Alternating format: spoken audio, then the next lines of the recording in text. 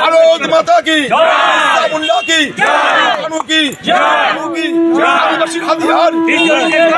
উত্তর 24 পরগনার বসিরহাট মহকুমার সন্দেশখালীর আদিবাসী সংগঠনের পক্ষ থেকে একাধিক অভিযোগ নিয়ে আজ সন্দেশখালী থানায় ডেপুটেশন দিলেন। তাদের মূল দাবি আদিবাসী মানুষের পানীয় জল ও নদীমাতৃক এলাকার নদীবাঁধের সংরক্ষণ ও যে কোনো মুহূর্তে তাদের ওপর আদিবাসী মানুষ অত্যাচারিত হচ্ছে।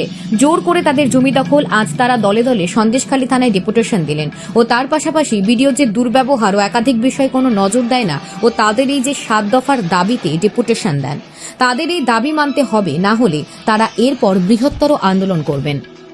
গেলেই কান্না আসছে, সাঁকো দিয়ে পার হয়ে ছাত্ররা যেতে পারে না। কিছুদিন আগে ভাঙা সাঁকো দিয়ে পড়ে জলে পড়ে গেছে, সাইকেল পার করা যায় না। আজকে স্বাধীনতা এত বছর পরেও অন্য বস্ত্র বাসস্থান নাম মাত্র আজকে পলিটিক্যাল আদিবাসীদের কোনো উন্নয়ন নেই। দিদি বড় বড় কথা বলছে। আজকে অভয়াকাণ্ডে যে ঘটনা ঘটলো, আরও যাতে বাংলায় কোনো হসপিটালে এই নারী আজ নার্সরা ডাক্তাররা যেন অকালে না চলে যায়, তাদের ওসিকে সতর্ক করলাম যে আপনারা মেরেছে, আপনারা বলেছে আমরা শান্তি চাই, শান্তি।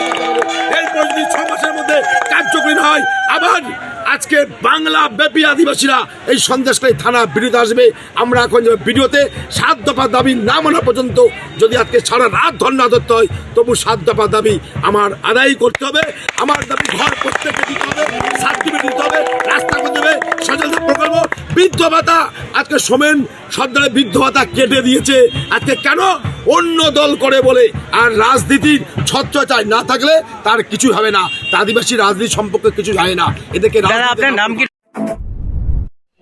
এখন ভোলা মহেশ্বর এন্টারপ্রাইজ আপনার কাছে সমস্ত ধরনের বিশুদ্ধ পানীয় জলের ফিল্টার সুলভ মূল্যে বিক্রয় করা হয়।